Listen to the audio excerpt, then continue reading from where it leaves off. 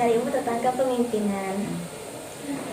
Dengan Ibu dengan Ibu Irma Ladinka SPD, Kepala Sekolah SMP Negeri Dataran Baru, Kabupaten Tanah Datar. Oke. Ibu sudah berapa lama menjabat jadi kepala sekolah? Semenjak 2017 sampai 6 tahun ya. 6 tahun. Lebih kurang ya.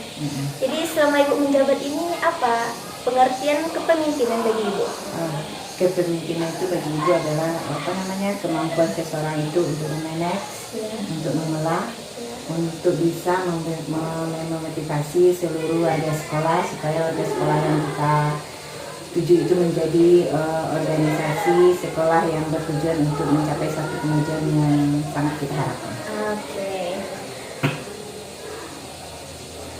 Dari pengertian tadi itu apakah sudah sesuai dengan kepemimpinan yang ideal menurut Ibu? Insya Allah sudah sesuai ya. Sesuai, Kenapa? ya. Karena kita memajukan, menginginkan suatu sekolah yang kita pilih itu untuk menjadikan warga-warganya menjadi pemimpin yang handal, menjadi berjiwa Pancasilais seperti yang kita harapkan. Benar sekali. Berarti sudah sesuai begitu ya Bu dengan Pancasila? Insya Allah sudah sesuai. Iya, Kenapa? sebagai etika ya? Ya, karena mimpi itu adalah sesuatu yang kita harapkan untuk merubah segala etika para anggota yang akan kita pimpin. Benar.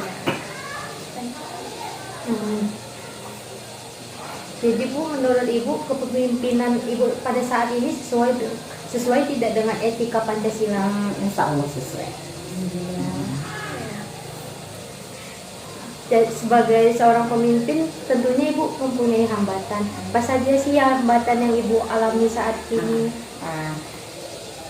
Kita sebagai seorang pemimpin itu kan tidak selalu benar ya. Ada hambatan-hambatan yang paling sering kita lakukan adalah misalnya anggota bawahan kita itu kurang sesuai dengan apa yang kita inginkan. Misalnya komunikasi kita yang kurang lancar. Ada dari beberapa anggota, teman-teman atau siswa, sesuatu yang kita inginkan untuk memperoleh kemajuan, mereka itu mungkin terkendala, kurang cocok. Jadi karena adanya miskomunikasi kadang-kadang Ibu sebagai kepala sekolah ini ada susahnya kalau seandainya terlalu menginginkan sesuatu, tetapi apa yang kita inginkan itu kadang-kala di pikiran Ibu Bapak Guru, di pikiran anak-anak kita kurang sesuai. Itu adalah salah satu hambatan untuk kemajuan. Dengan berbagai hambatan tersebut, bagaimana cara Ibu menyikapi hambatan tersebut? Caranya Ibu menyikapi hambatan itu adalah dengan membangun jembatan hati. Jembatan hati kita bangun dulu, kita bangun jembatan hati kita antara guru, antara TU, antara siswa. Kalau jembatan hati kita sudah terbangun, semuanya apa yang kita inginkan insya Allah akan terlaksana. Jadi yang penting jembatan hati dan komunikasi yang lancar. Yang terpentingnya Bu? Iya, itu yang terpenting. Jembatan hati yang terlalu penting. Kalau tidak ada jembatan hati, nggak mungkin Susah kan? ya, Bu? Ya, soalnya kalau kita terlalu egois itu nggak mungkin. Jadi kadang-kala seorang pemimpin itu harus meredam rasa egoisnya, harus bisa yang tadi jembatan hati, yang kata kuncinya adalah jembatan hati. Iya. Alasan Ibu untuk mengambil solusi itu apa Bu? Alasan Ibu untuk mengambil solusi itu karena kalau adanya jembatan hati, apa yang kita inginkan akan tercapai, supaya terjadi kedekatan dulu. Kalau udah ada kedekatan antara kita dengan bawahan kita, pasti semua apa yang kita inginkan akan tercapai. Dan dengan kata tidak ada pemaksaan. Salah satu contohnya kayak gini yang jembatan hati itu. Misalnya pagi-pagi itu kita tanyakan, maka bagaimana keadaannya, bagaimana ininya. Pasti kalau ibu bapak sudah kita tanyakan apa yang terjadi, pasti di sekolah ini semuanya akan lancar. Kita adalah kiat ibu pertama untuk menjadikan satu kekompakan di sini. Nanti kita harus kompak, tidak ada bedanya antara bawahan dengan yang lainnya, pokoknya kompak. Sama rata. Jadi selama Ibu menjadi pemimpin ini lebih kurang 6 tahun kan ya Bu? Apa saja kontribusi yang sudah Ibu berikan kepada lingkungan Ibu? Salah satu kontribusi yang diberikan misalnya pertama dulu kami mengadakan pemberian zakat kepada orang tua.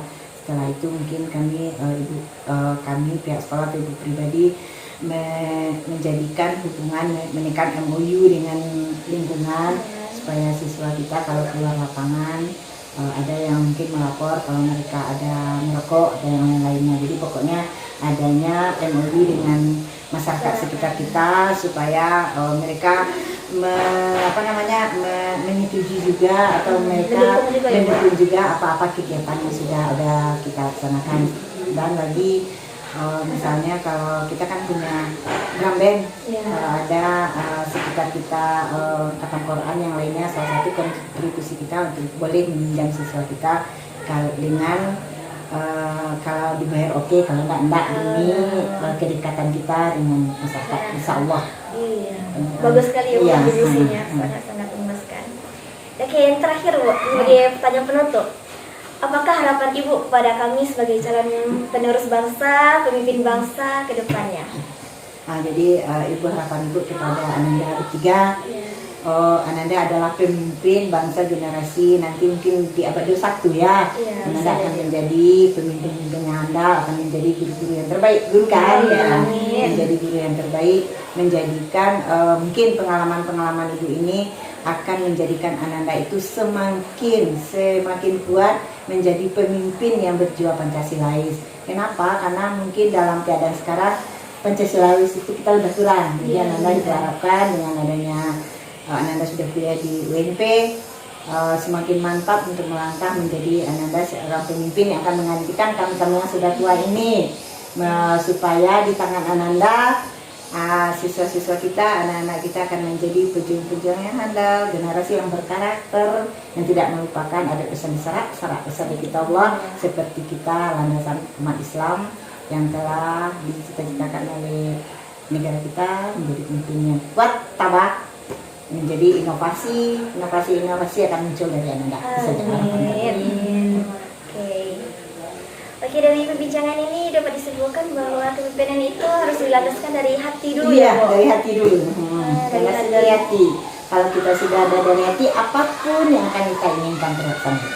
Nah, jadi apapun yang akan kita inginkan terlaksana. Tapi kalau kita tidak bisa ada penjelasan hati, bentrokan kita pasti ada terjadi bentrokan. Walaupun di sekolah pasti ada bentrokan-bentrokannya, pasti ada riak-riaknya, Nanda kan tidak selalu kan. Makanya Ibu sebelum Ibu memimpin sini, Ibu selalu bilang kepada Ibu Bapak gini dengan istilah bahasa Minangnya, kok terlalu tolong jagoan, kok angin tolong pinten. Misalnya kita seorang pemimpin mungkin kilap ya, mungkin kita kilap, mungkin satu saat mungkin ada ibu kita mengatakan pemimpin itu kita oke. Nah, jadi itu selalu salahkan Ibu pada teman-teman, kalau Ibu salah tolong ingatkan. Nah itu kalau kita saling share, yakin, Ibu yakin Anda juga akan bisa memimpin. Iya. Oke. Dah. Oke, sekian wawancara hari ini, Bu. Terima kasih atas tanggapannya. Dan semoga harapan Ibu bisa terlaksana ke depannya bagi kami. Amin. Terima kasih, Bu.